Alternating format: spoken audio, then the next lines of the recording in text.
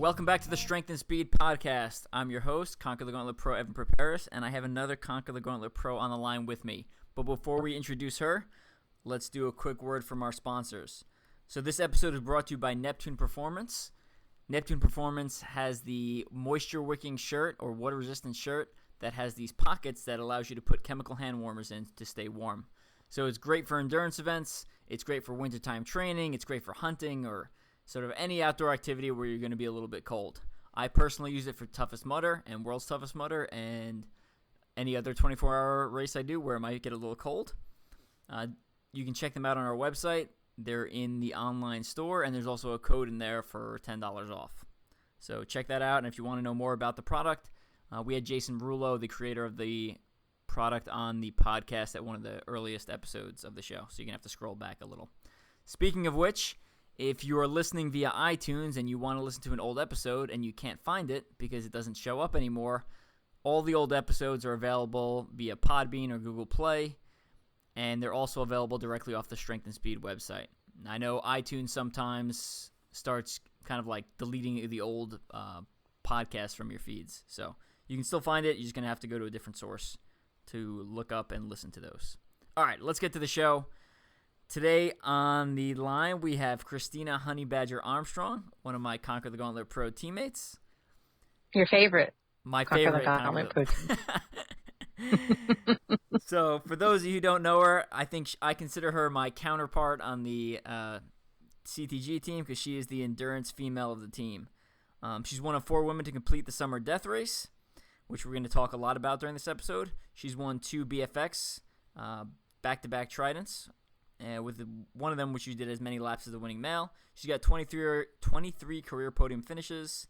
Out of all of her OCR accomplishments, she's the most proud of is turning her mother and daughters and a few of her cross-country athletes into OCR racers. So that's kind of awesome, expanding the sport. And then has a total of 70 career races, including completing the Couch to Mountain series of races in 1 year, which for those of you who would follow Spartan, they used to have this mountain progression where it was like, you know, sprint, super, beast, ultra beast, trifecta, and then all the way up to death race. So, Christina, welcome to the show. Thank you. Cool. All right, let's start off with the basic, because I don't think everyone's going to be tracking. Explain to everyone what death race is. Well, it's kind of something different for everybody. Kind of the biggest mind. Am I allowed to cuss? I forgot to ask. Am I allowed to cuss? We try to keep it clean, but if one slips out, that's okay. Well, it's basically the biggest mind fuck that you could have in a race, because it's not really a race. People who are competitive and want to go in and do it like they think they're going to go out and the starting gate and go off and run and start and finish. That's not what it is. And you don't know when you're going to start. You don't know when you're going to finish. You don't know what you're going to be doing. They'll prep you for stuff and then not do any of it.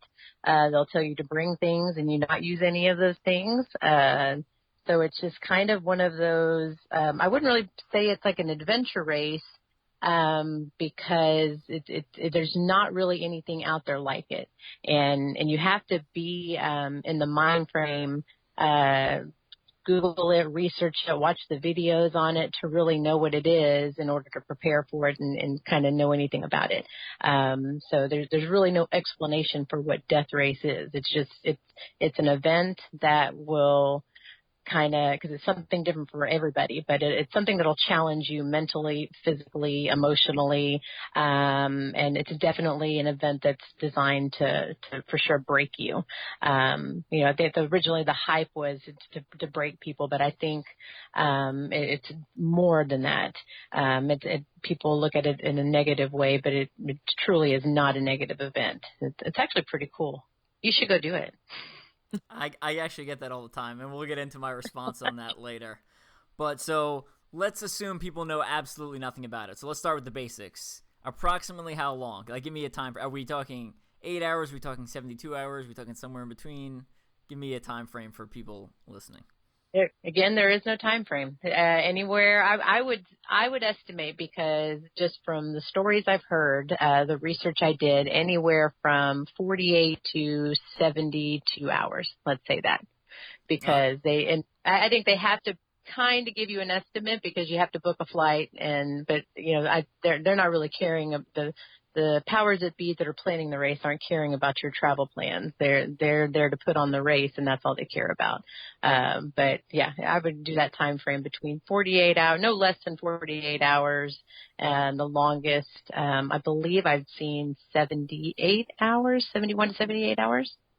All right, so basically an all-weekend endurance event. Let's talk about, give me some examples of some of the things you would have to do during a death race. So one of ours, I'll just go into some of the things we did in ours. We had to, we were told that we were going to be walking through the trails for 24 hours, and told to bring whatever nutrition and stuff we needed, in order to survive for that 24 hours. So we get all of our stuff together, get ready to go, and all of a sudden they tell us to strip all of our clothes off, except for our underwear, and our bibs, and the packs that we had that we were going to need for 24 hours, and including our shoes and socks. And we were tied together in groups of 10 by a rope. And then each of those groups of 10 were tied together to each additional group. And then we walked the trails of Bloodroot Mountain in Vermont, one way. And then we got to the end. I can't remember how long it took us, because it seemed like forever. And they weren't happy. The directors were not happy with how long it took us, so they made us all turn around and go back and do it completely again. And so that's one of those kind of tasks that they're just like, hey, let's just go do this, strip off all your clothes. I want to say, I think one or two people quit at that point. And this was at the very beginning. And they were like, oh, I'm out, I'm done, not going to do this, and didn't even do that challenge to begin with. Other challenges, carrying a lot of heavy crap, doing a lot of burpees, carrying stuff like rocks. You would have to weigh yourself and be given a rock, so much % of your body weight, and then have to carry that in addition to your gear for so many miles up and down a mountain, and then check in and then do it again. And just random stuff. One of the other random things we had to do, because they also put in where you're helping around the area of Vermont that we were out. We had to chop wood and take the wood and take it up to the top of a delivery point and drop it off, and then go pick up areas for the communities around there. Some of the most random things, and sometimes they just made it up. They were like, oh, we need to fill in some spots here. Let's go do this. We hiked up to in the middle of a forest where we helped build part of a cabin that somebody was staying in, and just we had to work together as a team to do that. We had to do challenges such as memorizing the alphabet backwards, but before you did that, you had to consume some whipped cream and then do somersaults, so forward rolls so many times. So you got to roll through a lot of vomit doing that, and then you had to recite the alphabet. And if you messed up and didn't do it the right way, you have to go back and do it all over again. So that's why I say they would just do random things that were some strength-based, some puzzle piece-based, some grit-based, and then some just messing with your head, basically just to try to get you to quit. So it was quite fascinating watching the people drop like flies for some of the stupidest reasons. if that makes sense. One of the things they did while we were on that trail walk, they took our gear and they made the comment, your gear may get wet. So some of us had trash bags, and we put our huge backpacks in those trash bags and duct taped them up. Well, while we were on the trail walk, they took all of our bags and they threw them in a creek. And so those bags were soaking in a creek for however long it took us to do that trail walk. Luckily, my team was the second team to get to the water, and we were able to get our bags out. But everything, if your bag was not waterproof or anything, food, clothes, dry clothes to change into, because remember, we were cold and half naked from walking through the trails barefoot, everything was completely soaking wet. And to top it off, that creek that everything was thrown into there were leeches in it. So we didn't find that out until we took everything out, and then we would find random leeches on our bodies. So interesting stuff like that. Wow, sounds like a party. I'm using air quotes right now. You can't see it, but it says party. And that was just our race. That wasn't even that wasn't even some of the stuff I've heard of or seen from other death races. Have you read the book Spartan Up, Joe DeSena's book? I have not. No, I'm a friend of mine that bought a copy, and we were going to pass it to people, and it just hasn't made it to me yet. Gotcha. Well, there's some story for those of you who are more interested about stories of death race. He has some in that book. It is very, as it should be, right? He plugs Spartan Race about 1,000 times throughout the book. So it's like reading or listening to a giant Spartan commercial for the entire length of the book. But if you like Spartan races, I think you'll love it. If you're not a fan of Spartan races, some of that repetition might get a little bit old. But anyway, yeah, for those of you who want to know a little bit more about Death Race, there is some information in there. Now, I would consider Death Race not OCR. I've written an article on Mud Run Guide called Is Events Like Death Race OCR? I believe is the name of the article. And I would classify them as like a separate category called assessment and selection events.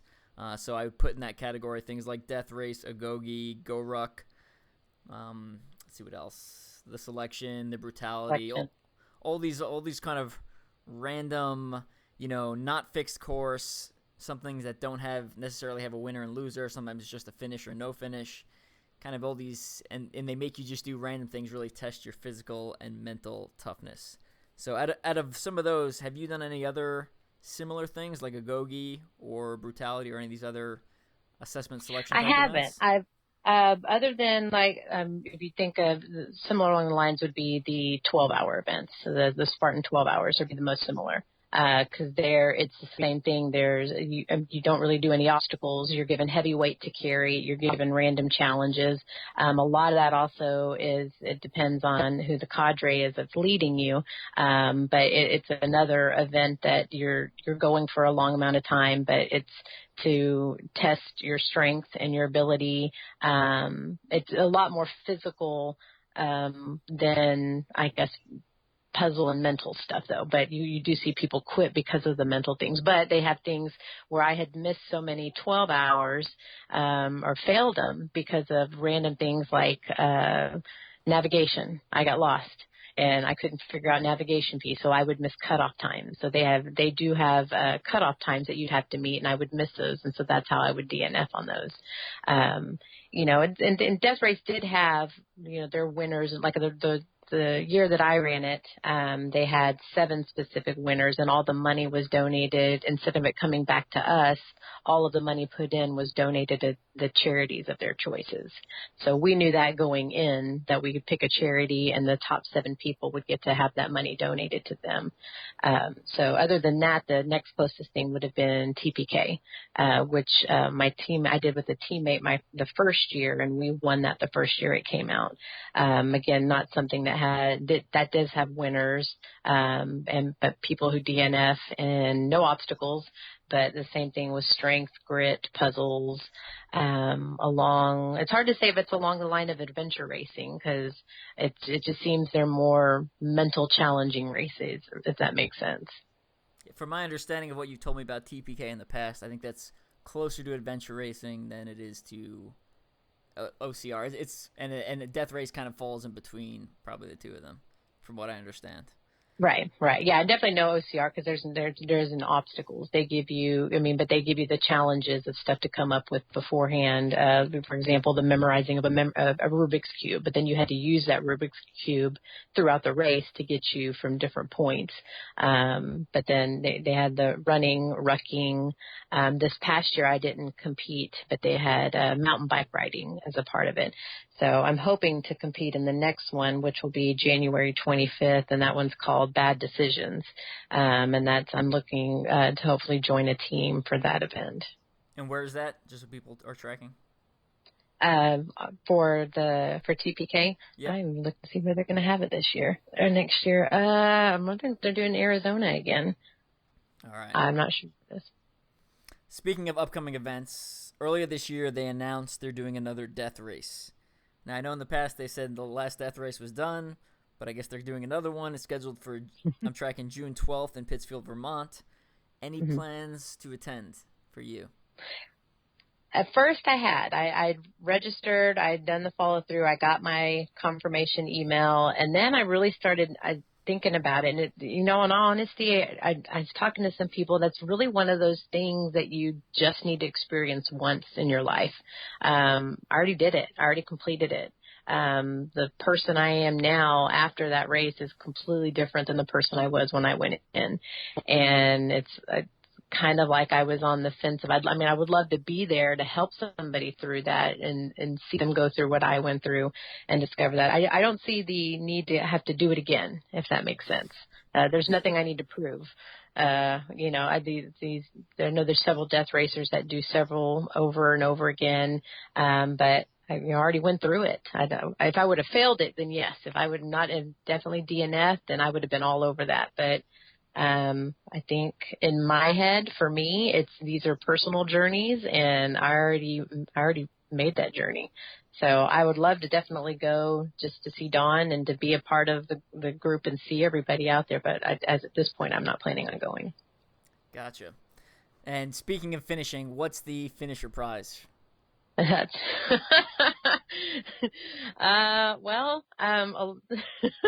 don't really think there is a prize, and if you're looking for a prize, then that event's not something for you. They had a payout listed. I know you physically get something, don't you? Don't you physically get something when you finish?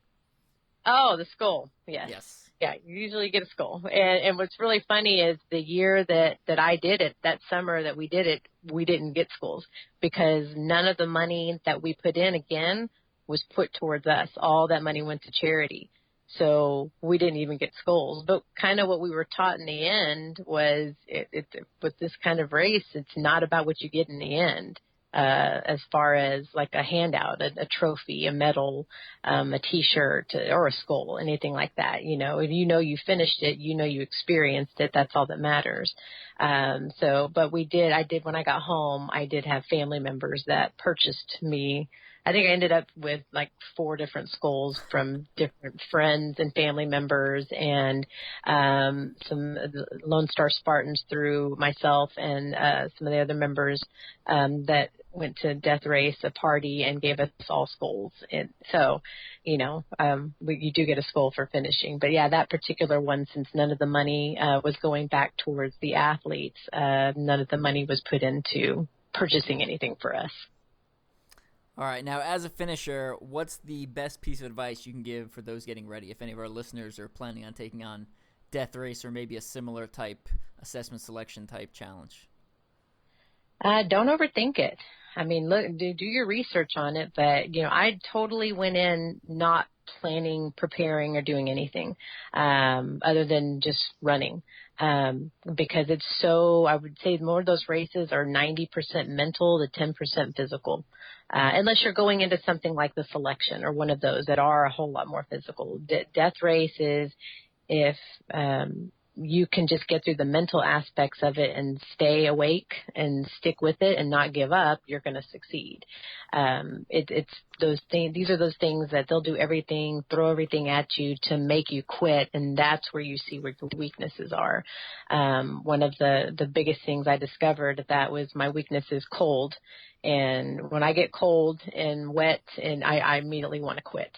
And it actually took my friend Alberto, who was there with me, who had already dropped out of the race, right at the very end. And I was just ready to be done because I was just freezing and cold and wet. And he's like, so you're just gonna quit now? You're just gonna quit? Okay, well, give me your bib. Go ahead and give me your bib. I'll go take it to somebody for you since you're just gonna quit. And at that moment, I'm thinking, okay, I'm not going to quit. I'm not going to quit. But you just have to go through it and not put too much thought into anything. I think a lot of racers now think they have to be the strongest and the fastest and the best at everything, and they train so hard for it. And then you get to these races, and none of those skills are needed, and that's what ends up making them fail in the end. Yeah, no, I think that's pretty good. I haven't been through Death Race or some of the other events I named earlier, but I have been through very similar training for military for my day job, right? And one of the things I always tell people, which when they're getting ready to go to some of these courses, I'm like, it sounds really dumb, but the biggest thing is don't quit, right? Like if you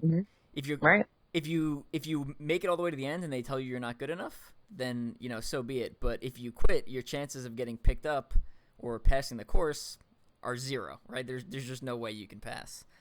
Right. And then the other thing, again, same thing with the military. There are guys who go to some of these courses and they're in very, very good shape, and they go there and, they have the physical muscle and the cardio ability to pass these courses, but they lack the mental strength.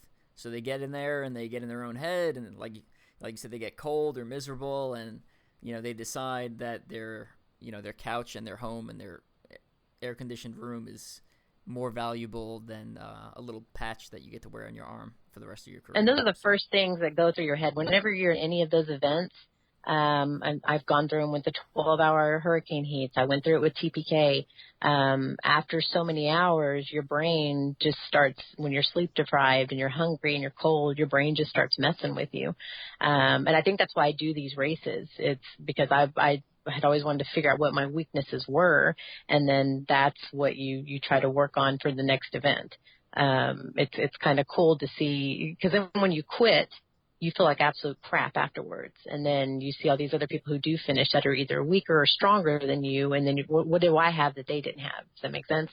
So it's just you build on that for future races. But if you know that about yourself going in, that's what you're more prepared for. So I always try to tell people who've asked me for Death Race this time, what do I need to train? What do I need to do?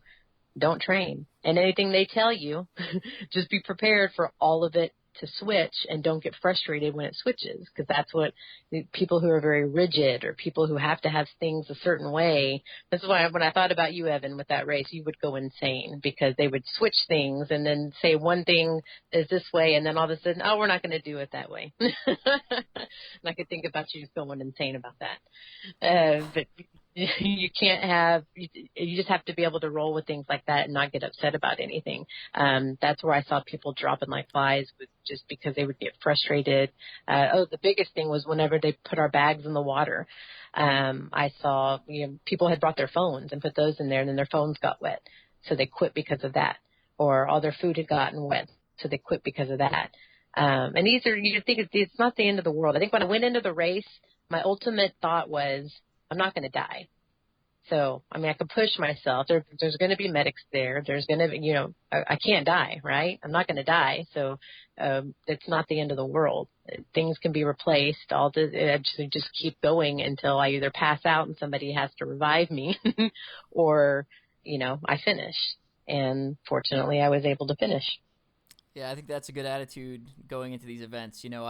I go into the events a lot of the time with, basically, in order for me to quit, you're gonna have to drag me off the course. I'm gonna have to be unconscious. So I take quitting and I just remove it as an option from my wheelhouse, and I just keep moving forward, regardless. All right, now I think we kind of answered some of these questions already, but I'm going to ask them anyway, just in case you have something different to add to it. What do you think the biggest mistake people make is during their preparation for something like this? I think overtraining or overthinking it. You putting too much thought into planning what they're going to do and not just getting to the event and doing it. And again, it's hard to compare something like a death race to a selection. Those are some of those you have to prepare for, but those are. People are interested in going to death races, over preparing for it, thinking too much into it, all the things on the list. So is this what they need? Do I need to do this, and this? And overthinking it will totally screw you in the end because it's over preparation. And like I said, everything's so much mental. You just have to basically show up and do what you're told and stick with it and not quit. So a lot of people fail because of that, over preparation. Do you have biggest mistake people make during the event? Quitting and just giving up. Gotcha. But again, that's hard. Giving up to quitting because of the how do I explain, like the material aspects of things. Something breaking on their shoe, something not having enough nutrition right on them at that time. Instead of thinking through that, how can I solve this solution? How can I solve this problem? Just quitting because, Coke sounds so good right now. If I just quit, I can get back to camp and get a soda. I can go have pizza. Just giving up on yourself is the biggest mistake. Gotcha. All right, now let's start tying this back into OCR. So what's the biggest lesson you can take from an event like Death Race that you apply to OCR, whether that be in your training or in your racing? So it's really hard to compare any of that. Because when I go back to OCR, that does involve training. I have to train for that. I have to run for that. I have to work on grip strength and all of that. My mind frame is about the same. I don't put as much pressure, on myself as I think a lot of others do, because for me, it's more of completion for myself and what I can do to better myself and then make an impact on others versus always winning and being number one. I think it started out as that when I first came out, but where I am now compared to where I was back when I started OCR is night and day. So, but I have to keep up the training. I'm about to turn 40 this year, and you've got all these freaking young athletes coming out that are, can do everything and run, and I'm old as hell, and they're going to beat me. So I have to. It's interesting because, you have these athletes that come out and do this full time. They train full time. They don't have, they might have jobs, but they lead probably completely different lives than I do. So it's a lot to keep up with. Now, you weren't always a fit ultra endurance athlete. So kind of tell me about that transition and when that occurred. No, I wasn't in high school. In college I was. So I fortunately was ranked number one in high school, and then went to college and was on scholarship for track and cross country, and then ended up having kids. So I got pregnant with my son right out of college, and then had my second child right after that, right 2 years later, and got really fat and really depressed. And I think it's just what happens. Life kind of took over. You get married, you have kids, and you get to a point where it's like, oh, is this where it is? I think a lot of people hit that when you get to the late 30s and you have kids and everything. And so I was at about 180 pounds, and I was like a size 15, 16, if you could imagine. So I was pretty big, and I was on a lot of different medications for anxiety and depression. I have chronic migraines. I think I took a picture once of, I was on 8 different medications at one time. And it was pretty bad. The depression was getting pretty bad. And luckily, my best friend's husband, John, invited me to do a Spartan race, and I kind of got addicted to it that way. And I live right down the street from Irwin Park, and at the time, Sean Fiak, who was on the Spartan Pro team, had people there training full time for Spartan races. So that's where I met Jackie Rust and Sue Luck, and so went and started training with them. And so that was about 2012, I think within a year and a half, I was dropped down to about 130 something pounds and was racing elite waves. And not for, at first it was for the competitiveness, but a lot of it was just for pushing myself. I wasn't really going out to try to win stuff. It was kind of like, hey, I used to be fat, now I'm skinny, and now I like really doing this, and now I like running, and now I want to compete with all these other badasses. And so now we got to where I am now, and I just keep doing more things. I think I just keep finding more and more races to do, and I keep doing them. So what is it that draws you into these endurance events over something, shorter like Spartan Sprint or any of the number of short series races? The running. The shorter races are actually harder for me. I don't really feel like I even get warmed up until after like 3 miles. I can run when it's an actual running event, like an ultra beast, or a longer running distance. I'm just stronger at that. I can go for a very long time. And I think it's the challenge of, failing. The knowing that I might fail is what draws them to me. That's what drew me to Death Race in the beginning. When I first heard about it, I Googled it or was YouTubing the videos and saw them, and everybody else was like, those are just stupid. They're the dumbest things ever. You're an idiot if you want to do this. And then I'm like, this looks really cool. Because I'm like, what better to see to test your ability? What makes you fail? And I mean, at this point in my life, what else is there? So go out and see what my strengths, my weaknesses are, and build on that. So I think the endurance races just draw me in because they're more of a challenge of potentially failing or potentially DNFing, and that's why I'm drawn to them. No, I see what you're saying. People like pushing their limits, and I'm in the same boat. So you've won 2 BFXs. Any plans for some of the other ultra OCRs like Toughest Mudder or World's Toughest Mudder or Spartan Iceland? Well, my big goal this year was going to be World's Toughest Mudder, and I was planning on doing Toughest, and then ended up getting chosen for the Sisu Like a Girl team and did the Mud Masters race in Germany at the same time I was supposed to be doing Toughest. So I did the 24-hour Mud Masters race and ended up getting 3rd place for that. And that ended up kind of being one of my big races this year. I still do, Ultra Beast will be the next one that I work on, I'm training for. That'll be in October. But I still am considering, World's Toughest Mudder. It's hard not knowing about, because I'm not going to I'll just have to go in blindly, not doing any toughest beforehand, but it's still on the docs, or it's still on my calendar to potentially do. But no, as far as Agoge, I haven't really shown too much interest in the Agogis. I'm not sure why. I like reading about them, but I think so much has changed in the endurance event world of Spartan. A lot of people that influence that have left, and it's just so much different now. I guess the feeling of it back when I did those, I don't know, I would say way back when, like it was years ago. I went too many years ago, but it's so much different now. I do feel like everybody that comes out, sometimes they're just there to try to get a prize. Like it's not the same vibe as the group as when I originally got into those kind of events through Spartan. So I look at right now sticking with TPK, sticking with potentially World's Toughest Mudder being my big one to go towards.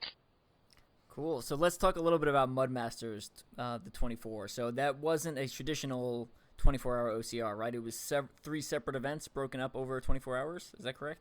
Yes. It was very interesting. So give us a rundown of that, because I had actually never even heard of that until you said you were going. Yes. So the first part was, I didn't know too much about it either because we went as a team. So I thought it was going to be, a team race. So the first part of it was, there was a long distance run. So you had to do that part, but it is all obstacles, and they had people out there watching for mandatory, and then they had penalty loops if you didn't do, the obstacles correctly.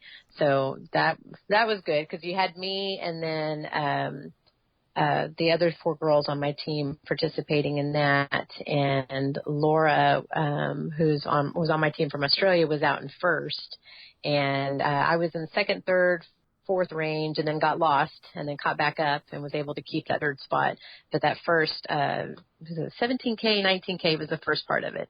And then you have a little bit of a break, and they tally up all the final results for that part. And then the next part is a short course. And it's about, I hate not knowing the offhand the distance of it, but it's like a sprint course basically. And you have so many minutes to do the sprint course. And it also had the same kind of obstacles from the race previously, but just shorter amount of them. And then the same thing with the obstacle completion of it. And a lot of people dropped on that because they couldn't there was a rope climb at the end.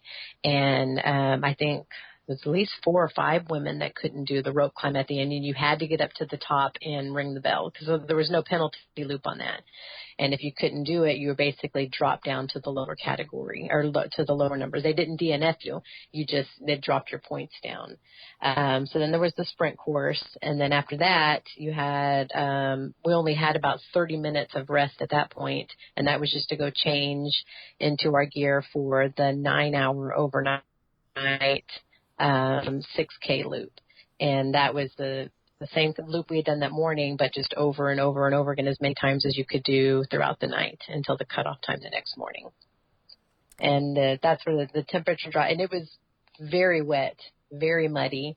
Some of the obstacles, they ended up, their electrocutioner, I believe it was called, obstacle, where you had to walk out basically on a plank and jump into water. They ended up having to close down because the weather dropped so low. So we only were able to do that, I think, the first or second lap, and then it was closed down again until 5 a.m. the next morning. So it was a very cool but very interesting race. Definitely a pretty awesome race.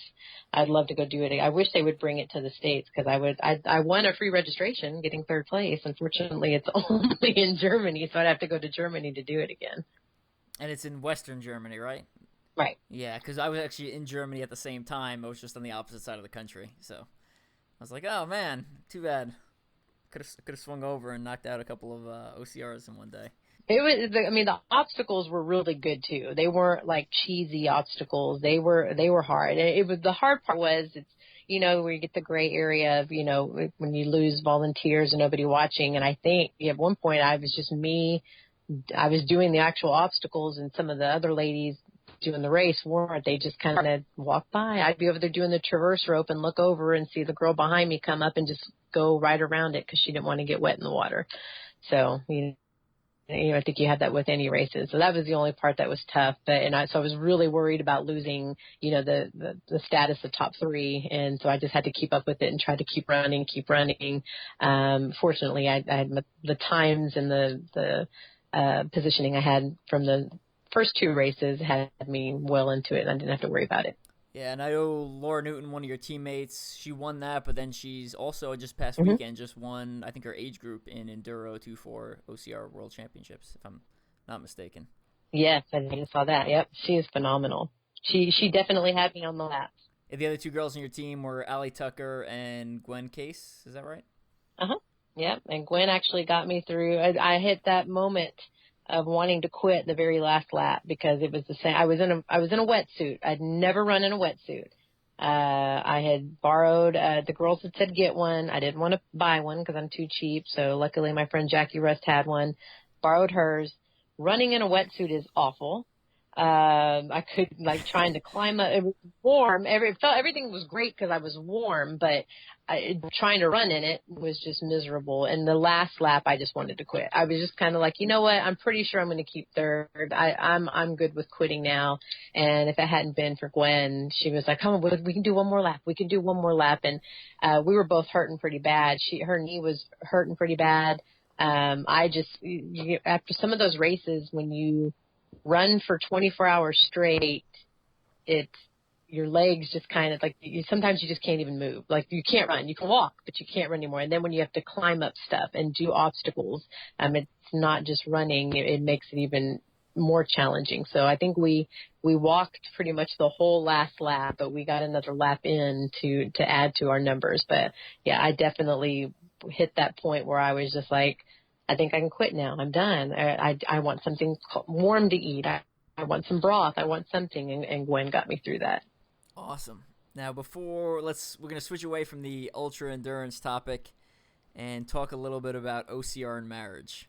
Now, I know schedules, and like my wife doesn't do OCR. She just kind of accompanies me.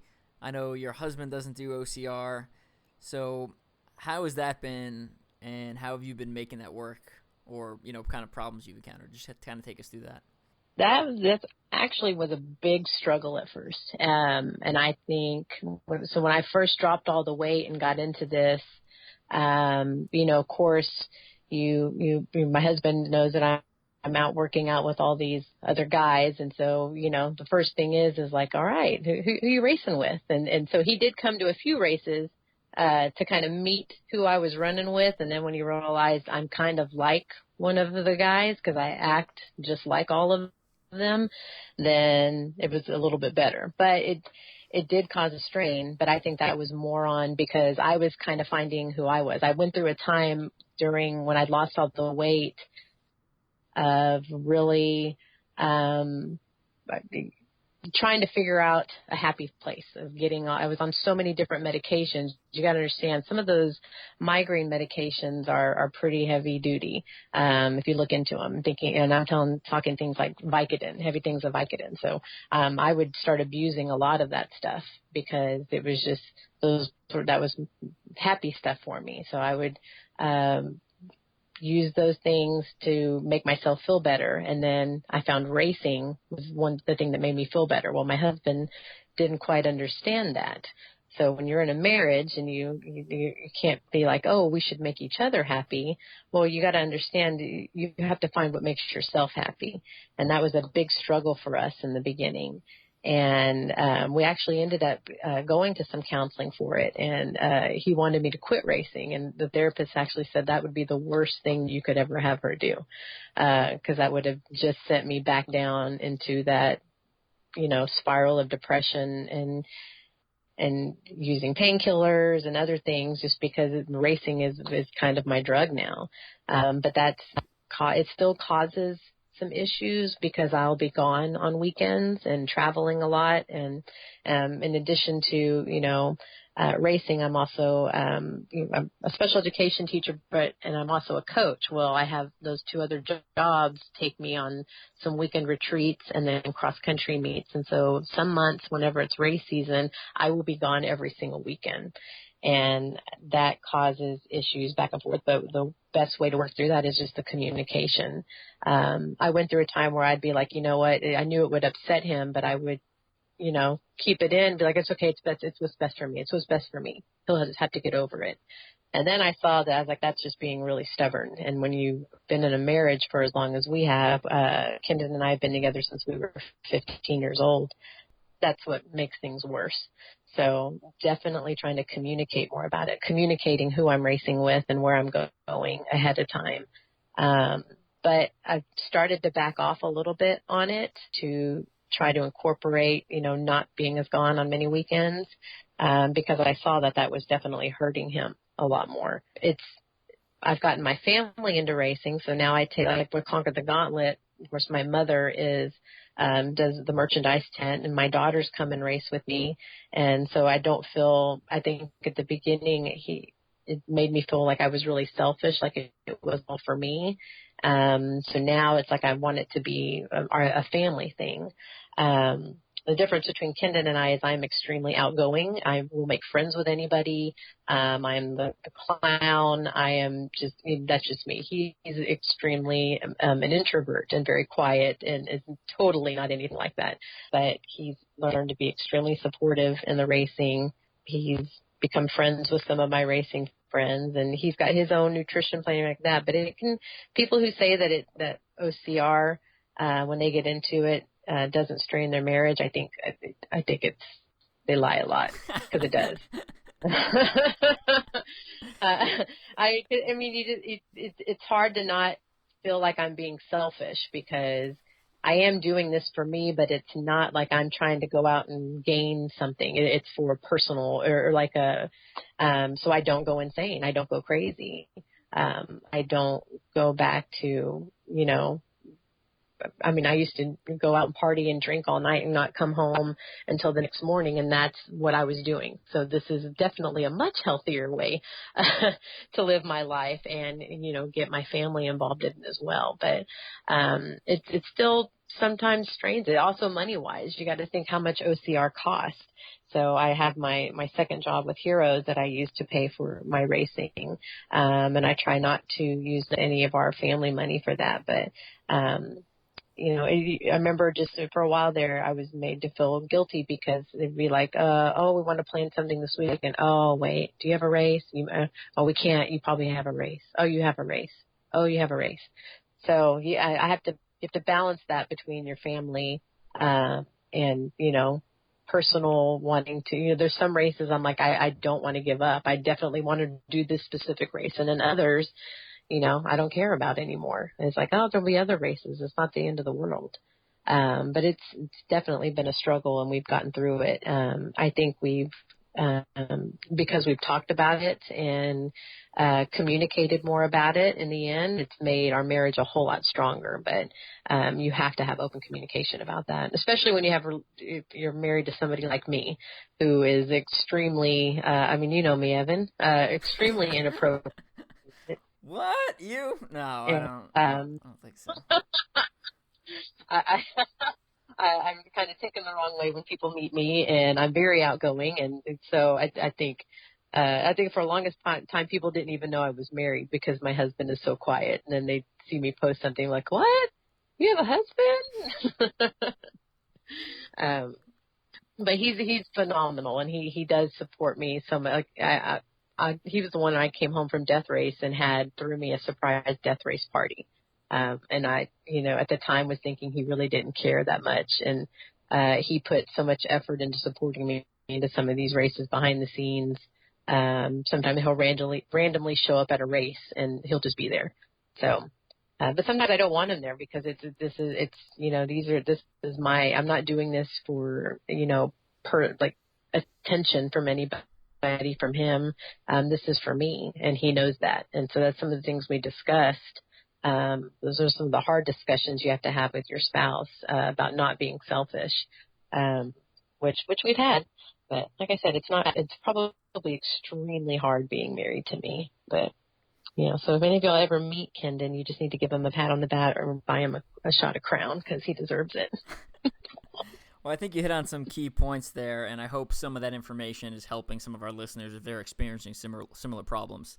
I think one of the big key points is communication, right? Just keeping an honest, open communication about what you're doing and how this is positively affecting you. Like, I know, similar situation, like because of all the fitness and OCR related stuff, like I leave for work a lot of the times, right? I haven't been in the last, I think 2.5 months, I've been home for 9 days. I've slept in my bed, something like that.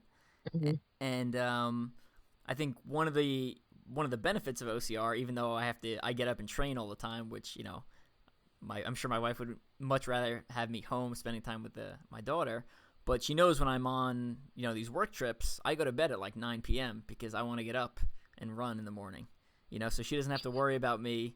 And similar things with, I've been on deployments with my boss where we're allowed to drink. And again, he didn't have to worry about me because he'd be like, "Where's Evan? He's in the gym right now, and he's going to go to bed after that." So it's a low risk, low threat. So there are some benefits.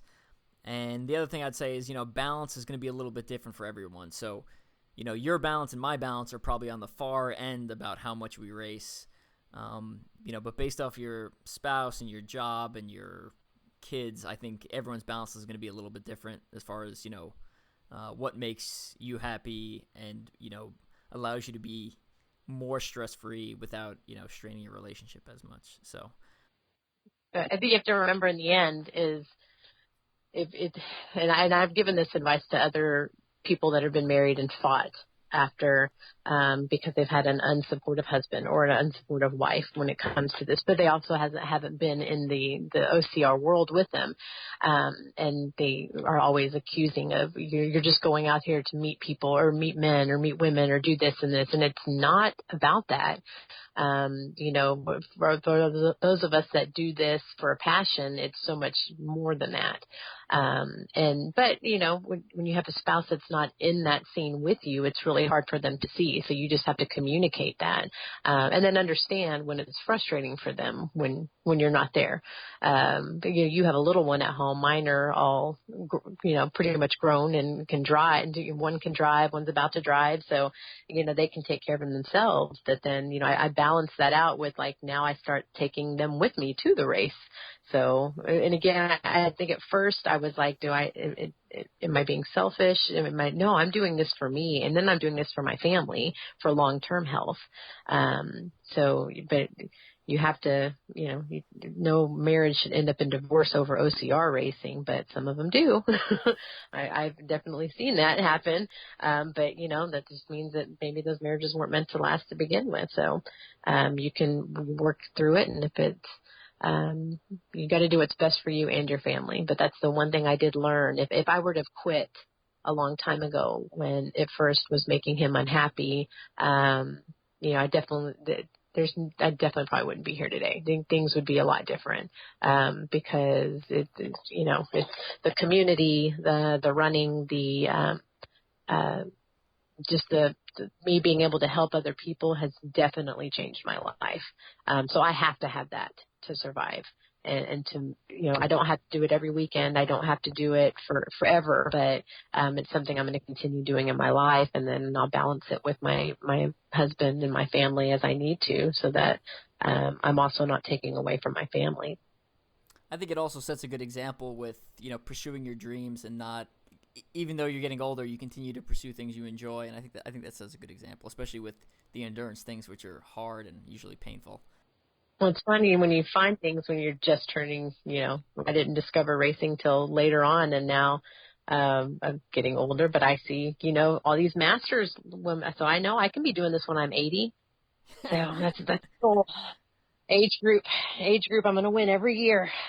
But, just being that model for my kids. I've got my cross-country kids out now coming and doing these races. So, which I think in the end, I'm like, crap, I'm building them to come out and beat me later on. So I should probably stop doing. But no, in the end, I'm doing good things with these kids. So that was actually my plan to qualify for Boston. When I first started running, I was like, oh, those Boston marathon qualifying times are way too fast. I was like, I'll just keep running, and eventually they'll drop the standard so low that I'll get in, even if I'm like 70. And just through consistency, I ended up getting a lot faster. So that worked out pretty well for me. So I think there's a lot to be said about just being consistent and being, putting in hard work over a long period of time. If you want to know why I don't do death race, agoge type things, so the answer is because through the military, I've been through very similar things. And I think a lot of the things you do at these selection or these Go Ruck or these brutality, all these type of events is kind of based on what we do for the military. And when I do that for the military, I get paid. So I'm used to getting paid I wouldn't say a large sum of money, but it's a substantial amount of money. And there's usually a second and third order effect.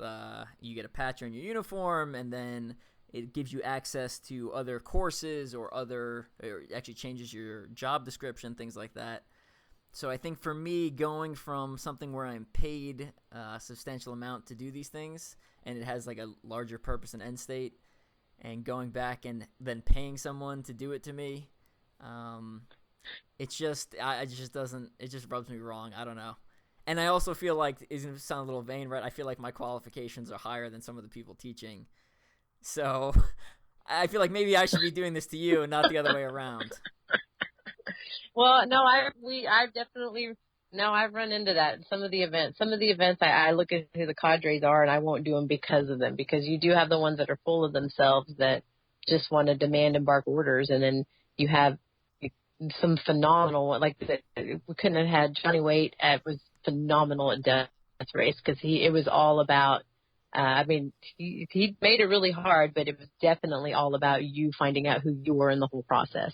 Don Devaney is the same kind of amazing human being. That's the kind of races that they want to lead. Not so much of the beating you into the ground and making you want to quit, but if you quit, it's because you failed on, because you didn't do something for yourself, but not just degrading you to where you feel like an idiot on the ground. But there are some people out there that are like that, and I can't take those people seriously.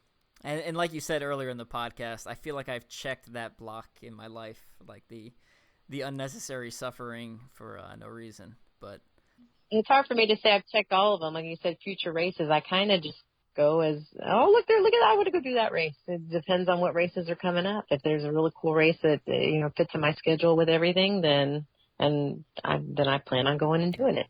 So I'm not as much of a planner as you are, where you have all of your phenomenal races planned out. But I love living through you and watching all of your races. Again, like I said, my year started off, I was going to do World's Toughest Mudder. That was going to be my goal. And then other stuff has just fallen into place. So I just see what each race takes me to. I would like to end up doing a lot more trail races. I'd like to do a 100-mile trail race. Would like to be my next goal too. Yeah, the trail races, after doing ultra-OCR, I go back occasionally for training, but I just think they're so boring now. It drives me crazy. Just like slogging through miles of trail. I don't know. I love ultra-OCR, and one every once in a while. Yeah, I think I'd like to try it. Because with the ultra OCRs, they're just so sparse now. I mean, I've got Ultra Beast. That's about it. They're all over the place. You just got to look for them. You get Toughest Mudders. You got Ultra Beast. You have Spartan Iceland, Fit Challenge up in the Northeast, OCR Enduro out in Australia. There's, so I think you just got to look for them. And then there's some other big news coming, which I'm not sure when this podcast released, so I'm not going to say what it is. But pay attention. More Ultra OCR coming for you, and it's going to be awesome. So we'll hold on to that piece of information for now. All right, I think that about wraps up the podcast. HB. Oh, finally, let's go with the nickname, HB Honey Badger. Where did that come from? Before we let you go. All right. So back when I was big and fat and everything, I used to watch a show that I can't. Gosh, I totally just had a brain fart and I can't remember the name of the show. It was one of the teenage singing, where all the teenagers sing all the time. Anyway, they had a character on there and they were doing a Glee. Yes, it was Glee. Oh, because I could never sleep. I'm telling you, I had like that. Maybe I'm a huge closet Glee fan. I don't know. Maybe. Maybe it is because you recognize it so quickly.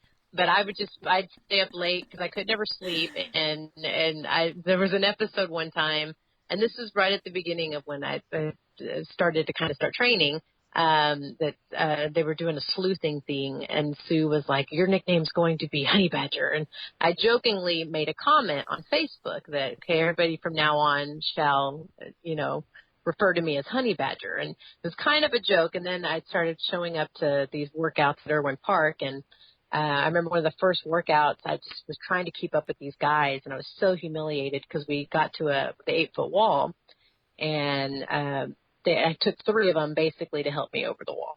And since that point, I would go out there every other day to work on this 8-foot wall, like every day, like persistence. And then looking into death race, it was stepping up my training and doing all this stuff. So I was being very, anything I wanted to go after, I would go after. And I was very stubborn about anything. Like I would injure myself because I was training so hard. And the guys I can't remember who exactly it was, but they all just like, you channel this Honey Badger. This is what your nickname should be, is Honey Badger. That should be your racing name, is Honey Badger. And that's where it came from, because if you watch the Honey Badger YouTube video, it talks about basically Honey Badger, doesn't give a crap and kind of does what it wants, takes what it wants. And there's a lot of videos out there where Honey Badgers just do a lot of random crap and don't give a crap about other things. And that's kind of the personality I have, so it kind of stuck. But it did stem from, originally I would go out and train and not give up on anything. And my goals were originally to be up there with the guys and run with the guys. And I would just train my ass off until I got up there with them. And so that's where it came from. And it's just kind of stuck. And so now I don't think anybody, if I go to a race and I introduce myself as Christina, I just kind of get a look. So if I say HB or Honey Badger, oh, I know who you are. So yeah. And then I don't know who came up with the "we'll cut you." Somebody came up because of my personality. Somebody started spreading rumors that I cut people. And then there was a patch that says HB will cut you that was made. So those are all just rumors, though. I fart rainbows and butterflies. I'm so sweet. So, yeah, I don't know where all the evil stuff comes from. Before we let you go, any final shout-outs you want to give? Companies, people, friends, etc.? This is one of our sponsors. I mean, all of it. Dry Rope right now has been my freaking favorite sponsor of all right now because they saved me at Mudmasters. They were phenomenal at keeping me cold or nice and warm, and I'm going to wear that thing even though I live in Texas. I'm going to wear it every day.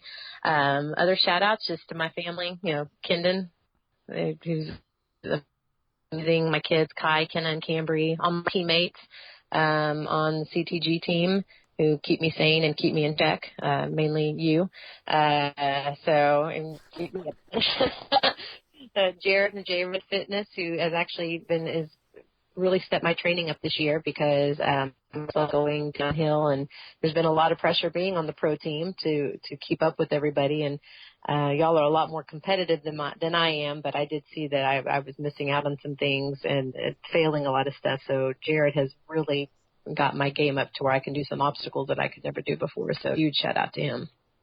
Nice. And I'm actually in Texas right now in a hotel room sitting in my dry robe because the that air thing conditioner's on is pretty the low. most amazing thing ever. Like I think I lived in it all when I was in London at Mudmasters and at Rat Race, and so many people had them there. So I can't wait for cross country season to start because it's always freezing out there, and I'm going to be wearing it every day. Yeah, and at Toughest UK, it was like everyone had a dry robe on. Mm-hmm. Everyone had dry robes and bleg mitts on. It was like preposterous. Yeah, it's like you're not cool if you don't have a dry robe. Yeah, absolutely. That's absolutely true. So I have two now.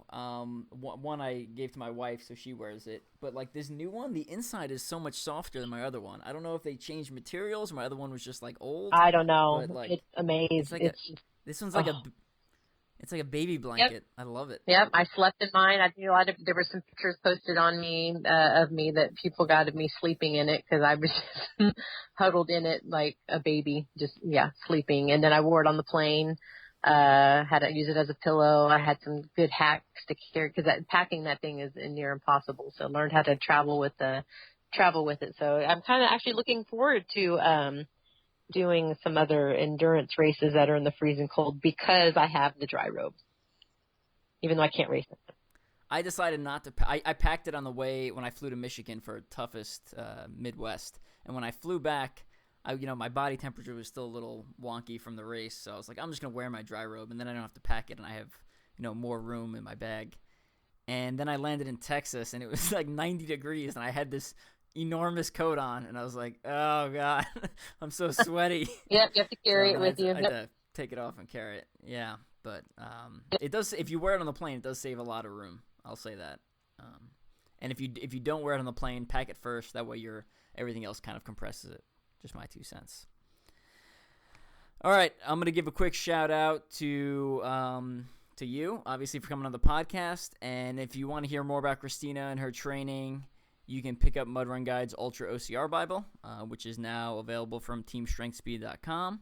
And if you want to know more about Christina, we just updated the CTG Pro Team website, so it's www.ctgproteam.com. Very hard to remember there. And a lot of good information on there. We just expanded it a lot, so it's got training videos, Technique Tuesday, Workout Wednesday, Fail Friday. It's got equipment suggestions. It's got information about the athletes on the team, what the team does in their spare time when they're off the course. It's got information about sponsors and coupon codes. And it's got links to all the podcasts we've been on and TV shows and magazine articles and books, etc. It's pretty in-depth, so go ahead and check that out when you have some free time to hear more about OCR and the team. All right, Christina, thanks again for coming on. Thanks for having me on. And I will see you. Yeah, I'll see you, I don't know when, a couple of weeks. All right, sounds good. I'm pretty sure. All right, catch you later. All right, bye.